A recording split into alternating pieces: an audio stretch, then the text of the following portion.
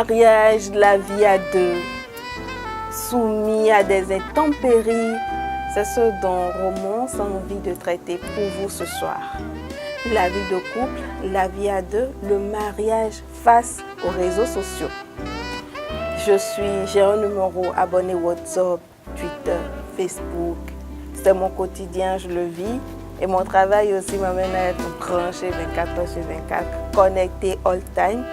Mais est-ce que mon homme tolère ça? Est-ce que mon homme comprend ça? Est-ce que mon homme vit ça avec moi? C'est ce dont nous allons parler ce soir sur Romance.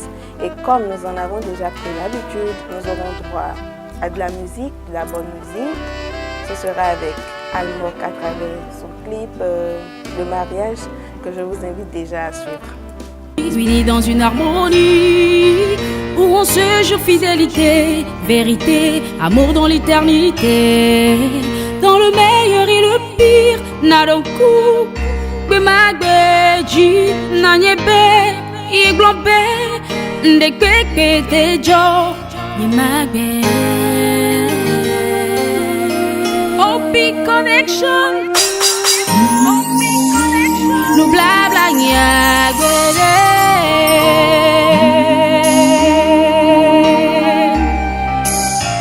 Amisa minyebe, fabenya lisese, vane mito bedade, la chirode, nyakota minyebe, defubile, vane mite soke, atala wedode.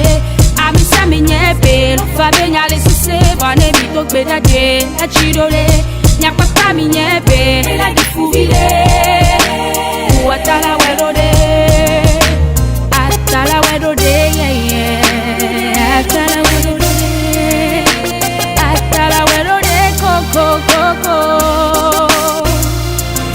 Dans les familles, dans les foyers, entre amis, ça va de mal en pire. Non, vous bêtez peignoire, la fide, et tote, toyade.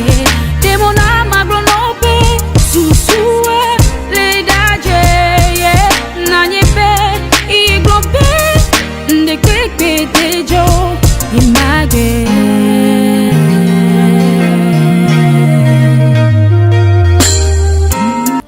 Almok, le mariage n'est ni enfer ni paradis, il faut juste trouver le juste milieu. Et pour ce numéro de Romance, je ne serai pas seule, je serai avec Miss Léa que je vous prie d'accueillir sur le plateau de Romance. Miss Léa, bonsoir. Bonsoir Yannick. On s'assoit? Oui, avec plaisir. Romance se poursuit, un thème à ce soir, la vie de couple, le mariage face aux réseaux sociaux. Et comme vous l'avez constaté déjà, Miss Léa est avec nous ce soir. Alors Miss Léa, comment est-ce qu'on vit la vie de couple avec WhatsApp, avec Facebook, avec Messenger et Twitter aujourd'hui? Forcément, il y a une différence. La différence déjà, c'est que tout le monde a son portable en main ou a sa tablette en main. Et que forcément, on n'a plus du temps pour soi, on n'a plus du temps pour ceux qui sont dans notre entourage. Je pense que c'est ce qui a véritablement changé. Est-ce que c'est embêtant pour vous, par exemple, quand vous êtes là? Entre-temps, c'était la télévision. Aujourd'hui, c'est le smartphone. Vous avez besoin de parler à votre mari. Vous avez besoin de lui dire ceci ou cela. Mais pendant même qu'on fait semblant de vous écouter, le téléphone est là, on manipule. C'est quel sentiment ça vous procure? Non, c'est une joie, un plaisir. En fait, je pense que déjà, les téléphones intelligents apportent du piment dans la vie. Quand je dis du piment, on va se demander qu'est-ce que j'essaye de dire. Par exemple, avec les téléphones aujourd'hui, quand on a envie d'avoir un rendez-vous amoureux avec son mari le soir, on peut déjà prévenir, on peut déjà se mettre en condition. Ça, déjà, c'est un avantage, bien sûr. On se met en condition, comment c'est-à-dire on met déjà la belle robe, on fait une prévisualisation, c'est-à-dire on fait la photo, on lui envoie, parce que c'est aussi ça les téléphones intelligents, parce que ce que vous dites, il y a quelques temps on pouvait le faire par SMS ou un coup de fil pour dire on sort ce soir, mais aujourd'hui avec les réseaux sociaux on peut s'envoyer des photos, des vidéos, voilà ce à quoi tu auras peut-être droit ce soir, voilà. C'était juste pour compléter votre idée, oui. Non, je suis déjà heureuse de constater que vous utilisez la même méthode que moi apparemment. Déjà, on peut s'envoyer de petits messages, ne serait-ce que pour s'acclimater, pour se mettre en condition. Et entre-temps, si vous êtes à la maison avant monsieur, c'est que vous pouvez lui envoyer de petites photos qui vont déjà le motiver à vite rentrer à la maison. Contrairement à une époque où le message ne traduisait pas beaucoup ce qu'on ressent. Oui, et on a sur les réseaux sociaux, on a la facilité des émicotes. Vous pouvez lui envoyer un gros cœur rouge qui bat comme ça. Et ça, c'est encore plus compliqué. Ce n'est pas personnalisé. Oui, mais bon, ça permet quand même d'exprimer ce que l'on ressent. Oui. Et c'est pas comme si tu écris un SMS, tu laisses bisous, je t'aime. C'est pas le même sentiment que quand tu envoies un gros cœur qui fait tac, tac, tac, tac, tac. Ça, c'est la magie des réseaux sociaux. Le plus simple encore, c'est de mettre sa propre photo, de montrer déjà un avant-goût. Donc, je pense que forcément, les téléphones intelligents aujourd'hui nous permettent de changer un peu de vie. Là où c'est embêtant, comme vous l'avez dit déjà, c'est quand vous discutez déjà et que l'autre est concentré à manipuler son portable. C'est comme si vous n'existiez plus. Et donc, c'est là malheureusement le danger qu'il y a à utiliser ces téléphones-là. Et avec le métier que nous faisons aujourd'hui, par exemple, nous deux qui sommes déjà à l'écran, c'est plus compliqué. Quand à une heure donnée, on doit vous envoyer un message pour vous informer qu'il y a quelque chose, qu'il y a du travail à faire. C'est très compliqué. Donc, je pense que ça a des avantages. Et ça a également des inconvénients. Mais si c'était à choisir, est-ce qu'il faut utiliser le smartphone dans un couple? C'est comme quand, par exemple, monsieur doit rentrer à 20h, madame a peut-être eu la chance de rentrer à 18h ou à 17h. Mais entre deux, au lieu d'aller directement à la cuisine, on prend son téléphone, c'est WhatsApp, on répond à telle copine. On ne voit même pas le temps passer. En réalité, c'est le piège. Ça passe très vite. Le temps sur WhatsApp, sur Messenger, sur Twitter, sur Instagram avec les photos. On ne voit même pas le temps passer. On est là, on clique, on clique, on clique, on clique.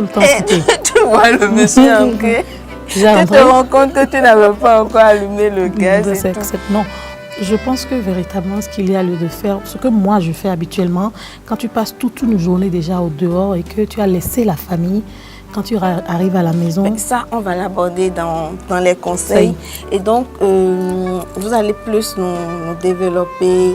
C'est bon, on peut s'envoyer des images, on peut caler des rendez-vous galants, on peut s'envoyer des messages langoureux qui provoquent et tout. C'est même bien.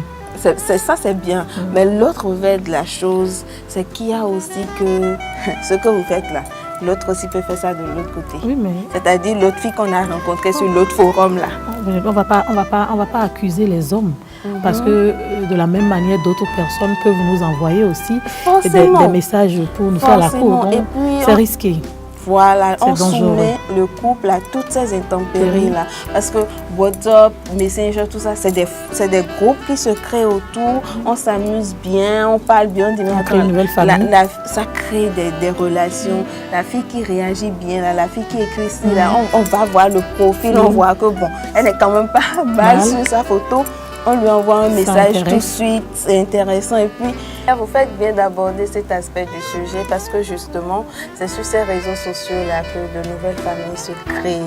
Très vite, on se dit, ah mais la fille, là, quand j'écris souvent sur le forum, elle réagit très vite et on la contacte, inbox, c'est le mot. On la récupère, inbox, et voilà, les problèmes commencent. Comment tu vas? Ça va bien? Tu es belle? Tu sais, non, je ne suis pas belle. Patati, patata, machin. On commence à échanger. Sur romance, tout se dit, hein. Excusez les gros mots aussi. Donc on commence à tout dire, on commence à sympathiser. Et finalement, de sympathie en sympathie, on se retrouve cocu ou cocufié. En tout cas. Léa? C'est avec les risques. Quand on accepte d'acheter un produit, on l'accepte avec ses risques. C'est vrai qu'au départ, les réseaux sociaux nous permettaient juste de connaître le monde un peu plus et de nous éloigner de notre petite cellule familiale, de notre petite société. C'est vraiment dommage d'en arriver là, mais qu'est-ce qu'on y peut? Je pense que véritablement, c'est une question de conscience. C'est une question de bonne foi également. Parce que quand tu es conscient que le mariage que tu as eu à faire avec ton homme ou avec ta femme est très important, c'est que forcément tu prends des mesures. Mais bon, il paraît qu'également dans le mariage, c'est pas très facile. Oui, mais donc ça permet de s'évader. La tentation est plus grande dans le cas des réseaux sociaux. S'il fallait habituellement aller dehors, aller au supermarché, dans la rue ou quelque part rencontrer un dragueur, Aujourd'hui, même tranquille dans ton lit, même dans ta cuisine, sinon même dans les toilettes, le gars t'envoie un message et intéressé ou pas, tu lis quand même son message. Maintenant, dès que tu réponds, le contact naît petitement tous les jours. On a envie de lui écrire, on n'a pas envie de lui écrire. Mais bref, le phénomène est tel que ça va très, très, très vite aujourd'hui. C'est pourquoi je parle de conscience. En fait, je pense que quelquefois aussi, ça permet à tout un chacun de prendre conscience de ce qu'on représente pour l'autre, de ce qu'on pourrait représenter pour son conjoint ou sa conjointe dans le couple. Ce n'est pas si mauvais que ça. C'est la manière dont vous y prenez quand ça arrive qui est le plus important. On peut vous avoir des messages, ça va vous faire plaisir, vous allez sourire, mais vous n'allez jamais aller loin. Maintenant, si vous êtes pervers, aussi bien l'homme que la femme, vous irez loin parce que vous allez vous dire il y a du piquant là-dedans, il y a de l'aventure là-dedans et vous irez. Le goût de l'inconnu peut-être. De toute façon. Bon, ça c'était mon avis à moi et à Léa. Nous allons lire le mot des internautes. Je commence, il faut dire que le thème a suscité beaucoup de réactions, on a eu beaucoup de messages, mais pour ceux qu'on pourra lire et partager avec vous, les réseaux sociaux sont au-delà de toute considération un outil de communication indispensable dans un monde qui ne cesse de se numériser. Mais dans un couple, le premier acte est l'attention que l'on porte à sa moitié et les réseaux sociaux sont réputés gourmands de temps. Et comme on le disait, ça passe très vite. Très vite. Donc, il est à éviter le plus possible leur utilisation le soir à table ou dans les moments d'intimité. Les réseaux sociaux installent de plus en plus une grande méfiance dans le couple. Il y a un aspect de son message qui m'intéresse. Vous imaginez? Racontez l'histoire d'abord. Et on va rire ensemble. Non, mais en fait, vous imaginez par exemple en train de faire l'amour avec votre conjoint et au moment où vous sentez le pic monter, je le gifle et il revient à lui-même. Ah, parce que partir sur WhatsApp là, il n'était pas en lui. Non. Ou il décide de faire ce qu'on faisait, ou il choisit le portable. Ah, quand même, hein. Okay, donc, c'est quand même un moment important. C'est vrai. Et puis, on a déjà reçu une invitée ici qui disait que bon, sans ça, un couple n'est pas un couple. Donc, on continue. La question ou le thème nécessite beaucoup de réaction, de réflexion, je pense, qu'il voulait écrire. Et si on cherche à trouver des solutions, on va finir un cahier de 200 pages. De toute façon. La meilleure solution est qu'une femme mariée doit éviter les réseaux comme WhatsApp, Facebook, si elle veut vraiment que leur couple soit heureux. À moins qu'elle ait une administration supérieure, c'est-à-dire ministre ou député. Oh. Mais non. Donc, il n'y a que les femmes ministres et députés qui aident quoi aux réseaux sociaux. C'est un peu méchant. Il est dur. Hein? Le principal axe des réseaux sociaux dans la vie sentimentale est d'abord la représentation directe et visible du climat qui règne au sein du couple. Si la confiance règne et si la relation se déroule loin des orages de la jalousie, les réseaux sociaux ne seront absolument pas un problème. Là, je suis d'accord. Donc, si il n'y a pas de jalousie, les réseaux sociaux ne gênent pas. Il peut être sur Facebook 24 heures sur 24, ça ne gêne pas. Non. WhatsApp 24 heures sur 24. Tu exagères. Donc, tu es prête à rester sur ton téléphone toute une journée? Moi, par exemple, je suis connectée presque all time. Oui, mais tu ne lis pas. Mais je ne lis pas au fur et à mesure. Voilà. C'est pas comme si j'étais abonnée tout le temps. Mais voilà. Ça arrive. Vous tombez sur des activistes. Tu es ma belle-sœur. Je dis à mon frère de te virer de sa maison. Non, tu ne vas quand même pas passer toute ta vie à côté de toi. Tu vas laisser les enfants ou tu vas t'occuper de ton grand enfant. Comment? Ce que je peux dire, c'est que tout dépend des conjoints. Il ne faudrait pas que les réseaux Facebook, Twitter, Instagram, WhatsApp, Imo, Viber et autres prennent une place importante. Il faut que là où le partenaire sente qu'il ou elle vit avec un individu. Mais c'est ça, c'est l'individualisme que créent les réseaux sociaux. Là maintenant, je suis en plateau avec Miss Léa, mais elle a son téléphone. Oui, elle lit ses messages. Vous savez, c'est mon chéri qui m'a écrit. Et moi aussi, je lis. J'en profite. Je lis le mail des internautes. On dit, de la même manière, il y a des femmes blessées de guerre qui cherchent sur qui s'épauler pour un moment et qui s'abonnent aux réseaux sociaux. Donc, en fait, son message nous permet quand même de ratisser l'âge. Il y a tout sur les réseaux sociaux. Il y a des prostituées. Quand je dis prostituées, là, c'est comme les dons juillants du côté des hommes. Il y a aussi des femmes ouvertes, quoi, généreusement ouvertes. Bon. Il y a des dons juillants aussi, il y a des blessés de guerre, il y a des gens qui cherchent réellement l'amour sur les réseaux sociaux. Mais il y en a qui sont vraiment là pour semer de la merde, pour vous faire voir de toutes les couleurs, pour vous... Je manque de mots, Léa. C'est mieux que vous manquiez de mots, sinon vous risquez... Vous allez risquer de dire des choses que vous allez peut-être regretter. C'est vrai qu'aucun mot n'est suffisamment dur pour dire ce qui se passe véritablement avec les réseaux sociaux.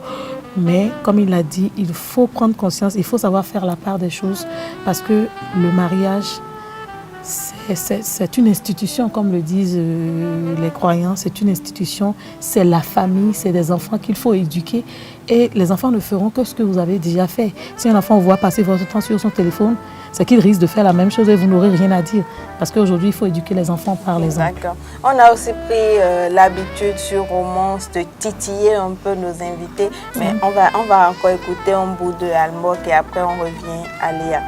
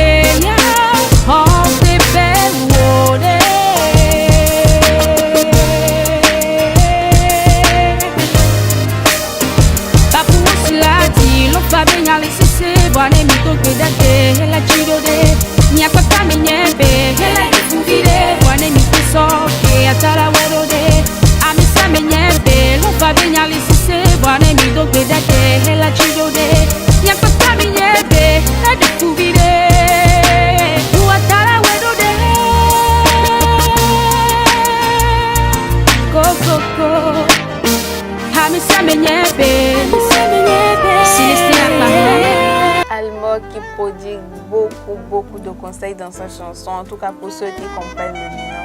Écoutez, réécoutez-la. Donc nous allons demander à Miss Léa si elle a déjà eu à travers les réseaux sociaux une petite aventure du genre, même si ça n'a pas été concrétisé. Non, posez vos questions, ne vous gênez pas. Je ne vais pas me gêner, pour ça vous pouvez être sûr. Mes internautes aiment bien savoir quelque chose d'original. Donc, est-ce que vous l'avez déjà vécu, ce petit truc sur les réseaux sociaux, mais qui vous a dragué, mais qui vous a inspiré aussi, ou vous êtes sainte? Sainte? Vous dites ça parce que... Bon, par rapport à la question. Non, personne n'est saint. Personne n'est saint. Je ne suis pas une sainte. Je ne peux pas dire qu'on ne m'a jamais dragué à travers les réseaux sociaux. Ça arrive très souvent. À des moments donnés, ça fait sourire. Ce qui intéresse, c'est la réaction. Est-ce que Léa a déjà fléchi aussi et ça a donné lieu à quelque chose qu'on pourrait appeler une relation? Je ne sais pas si c'est une déformation professionnelle, mais je crains souvent tous ceux avec qui je discute sur les réseaux sociaux, même si c'est des gens que je connais. Parce que je me dis, des personnes qui te connaissent peuvent, ne serait-ce que te tendre des pièges pour pouvoir te créer des problèmes dans ton foyer. Donc je me méfie et je prends malheureusement la mauvaise habitude de pouvoir corriger les gens en même temps quand ça déraille un peu. Donc, je vais peut-être décevoir vos internautes. Donc Léa n'a pas de biscuit quand ça me dérange, c'est que je vous bloque. Ok, donc je finis avec vous. Quand ça devient du harcèlement, Léa je bloque. Elle je veux pas de problème supplémentaire. C'est déjà pas facile de gérer un homme. Déjà. Donc s'il faut ajouter les hommes des forums, les hommes de WhatsApp, de Facebook, de site. Les gens qui vous aiment, surtout quand vous êtes dans les médias à l'écran, souvent c'est pas facile. Mais je fais l'effort. C'est pas facile. Vous risquez même de ne pas être aimé, mais il faut pouvoir faire cet effort-là pour sauvegarder le peu de dignité que vous avez déjà en portant le nom d'abord d'une famille et ensuite le nom d'un homme qui a accepté de vous donner son nom de famille. Ça c'est bien. Romance éduque aussi et vous faites bien de nous dire tout ça. Ça nous permet de faire la transition pour la phase des conseils. Quels sont les conseils par rapport au sujet que nous abordons aujourd'hui? Est-ce qu'il faut demander dans un couple, monsieur? arrête avec WhatsApp. C'est-à-dire, oublie smartphone, on va retourner au Nokia ou au Maïmouna de 2000 là, où il y aura plus de WhatsApp. Non, est-ce que c'est ce qu'il faut faire justement? Les conseils? Non, on ne peut pas demander à un homme ou à une femme de ne pas utiliser son portable parce que c'est privé, c'est personnel et c'est parce que la personne en a eu besoin, que la personne a acheté. On ne peut pas le faire. Mais au moins, on peut s'établir un minimum de règles. Par exemple, à une certaine heure, on arrête le téléphone portable. Par exemple, chez moi, à partir de 22h, 23h, déjà qu'on a passé toute la journée au dehors, moi j'ai sollicité, j'ai demandé que les portables tout au moins soient oubliés. Bon, comme moi, on peut les éteindre ou les mettre sous silencieux. Sous silencieux. Maintenant, comme moi j'ai eu la malchance ou la chance, je ne sais pas, les internautes vont juger d'être un couple de communicateurs. On ne peut pas, mais quand il y a des événements importants, on est obligé d'être connecté. Mais au moment de dormir, moi j'exige que le portable soit carrément éteint ou sous silencieux. On peut revoir les messages le lendemain si on veut, parce qu'il faut quand même au moins passer un bon moment ensemble avant de s'endormir pour pouvoir se réveiller le lendemain. Donc moi j'ai sollicité, j'ai demandé. Et je n'ai pas demandé en brisant moi-même les règles. Moi-même je fais l'effort. Déjà quand je rentre, je passe toute la journée au dehors, je fais le minimum d'effort de lire le nombre de messages suffisamment. Mais quand j'ouvre le portail de la maison, c'est que le portable est mis de côté. Et je ne décroche que quand je sens qu'un appel est important. Parce qu'il faudra se consacrer à la cuisine. Et jamais un portable à la cuisine. Quand ça sonne ou qu'il y a urgence, quand je demande à mes enfants qui est, on me dit tel, je dis amen. Quand ce n'est pas important, je dis laisse ça de côté. Parce qu'il faut au moins consacrer du temps. Si vous passez tout votre temps sur le téléphone, vous faites quoi de la famille? C'est comme s'ils étaient inutiles, comme on l'a dit tout au long de l'émission. Donc, il faut s'établir un minimum de règles. On ne peut pas interdire. Et moi, quand il arrive que moi, j'ai déposé mon portable et que monsieur se permet d'être dessus, moi, je ne dis rien. Je tourne tranquillement mon dos et je m'endors. Donc, il n'y a même pas de service à me demander après. C'est la petite sanction qui marche chez moi. Donc, si vous voulez que je vous serve, vous me servez, vous me prenez tout votre temps pour moi et on fait le reste. Ok, Léa a tout résumé dans ses conseils. On peut faire WhatsApp, on peut rester sur Facebook, on peut être on Twitter, on peut faire tout ce qu'on veut, juste pour la bienséance, pour la paix au foyer, pour la paix dans le couple. Il faut se respecter, il faut fixer des normes à partir d'une certaine heure.